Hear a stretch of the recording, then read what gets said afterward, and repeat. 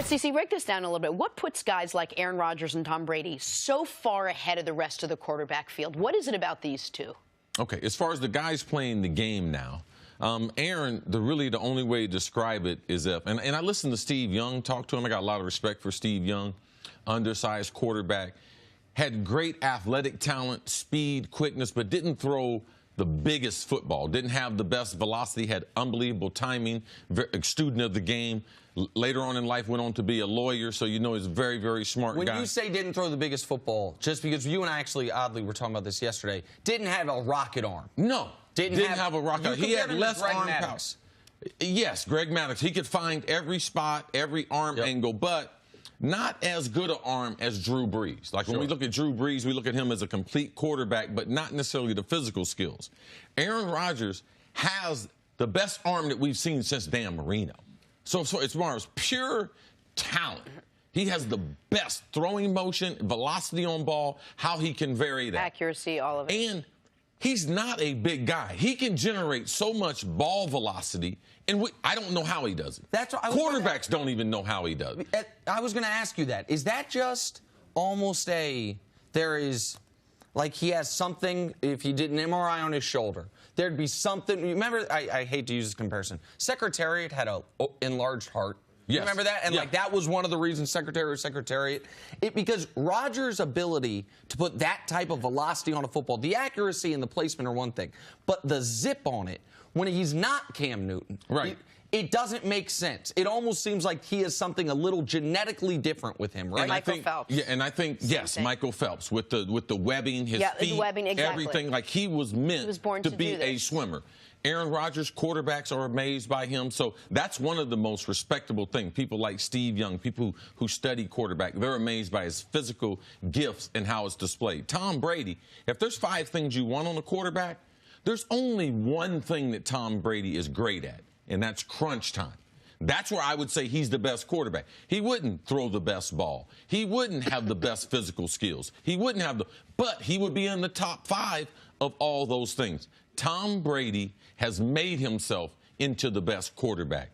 Aaron Rodgers was given the best arm that God ever gave any quarterback. So Tom Brady, I got a lot of respect. He's created this goatness. Man, it wasn't on the board for him to be the greatest quarterback. When you look at the best 100 quarterbacks that ever played in man, Tom Brady wouldn't be your choice. Like if we were looking for a model, like when we start going to the combine, man, Tom Brady's stats wouldn't be the one we would pick up. But you would need his brain, you would need his competitiveness, and Jenna, the thing, as you get older, how much are you going to maybe be satisfied with your success? He's reinvented himself. Yeah. He's watching what he's eating. He realizes my physical skills aren't the best, so how can I elongate my prime? He's done that better than anyone. And he's dealt with the most difficult coach in Bill Belichick.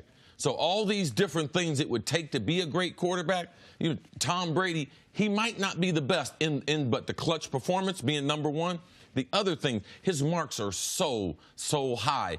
And he's the only one can take credit for that because he's made himself into that. Well, I want to show the audience 2 graphics. One that makes the case that Rodgers is clearly better than Brady. That's this one. Here's their average season since they took over as starters. Rodgers got him in everything. Slightly in completion percentage, slightly in yards, significantly in touchdown interception ratio, significantly in rating. If you look at what they are in an average season, it's obvious it's Rodgers. So now let me show you the graphic to make it clear it's clearly Brady. That's the totality of their career, where Brady has him obliterated. And yeah, listen, Rodgers is younger than Brady, hasn't played as much, but those losses damn near the same. 51 to 57. It's Brady's gone by 105 wins, 7 Super Bowl appearances, 4 victories. Let me do the math real quick. That's 178 touchdowns. So Rodgers going to play a lot further into the future, but he's not catching Brady in those numbers. So that is, one is the old debate, at their best, who's the best?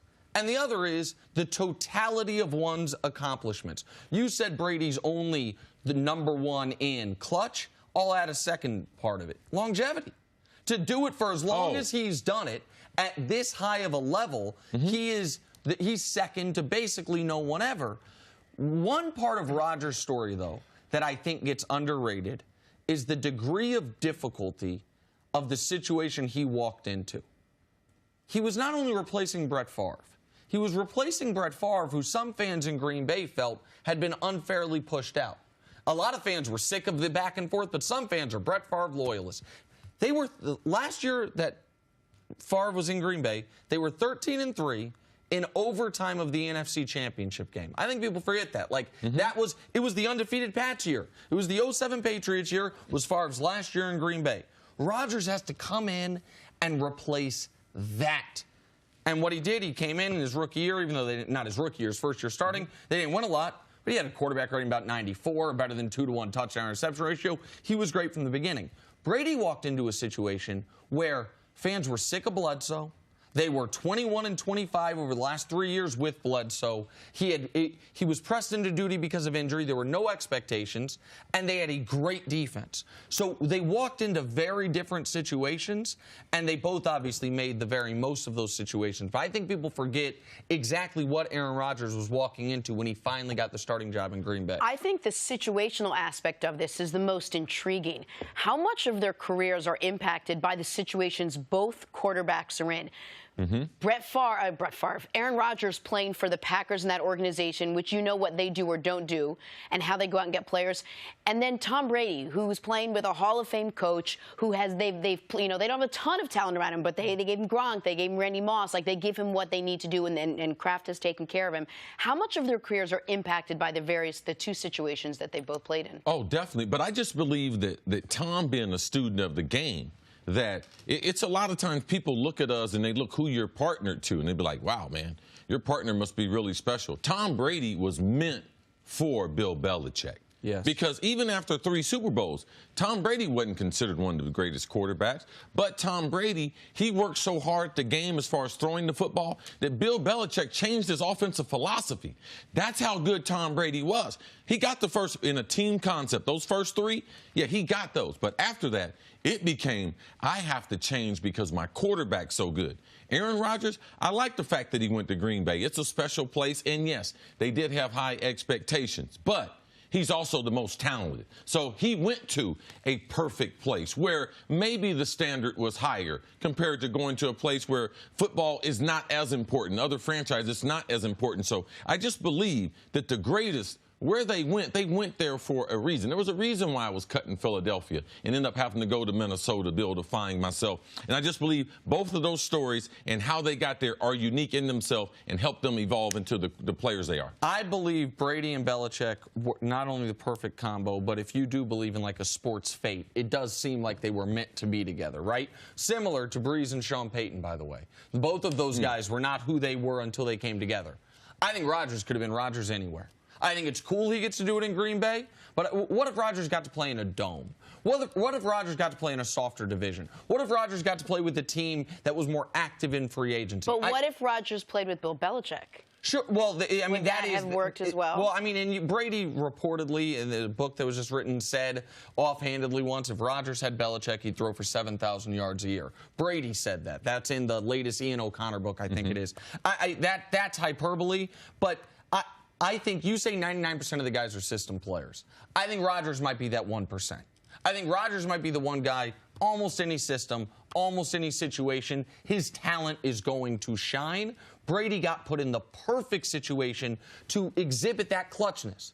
Because if you can't show the world you're clutch if you're on a bad team. If you're on a team that doesn't make the playoffs, if you're on a team that isn't well coached. He was in the perfect situation to show off what he was great at. Thanks for watching. Subscribe here to get the latest from the show. Also, be sure to check out more of the best clips from First Things First, or go watch a few segments from our other shows on FS1.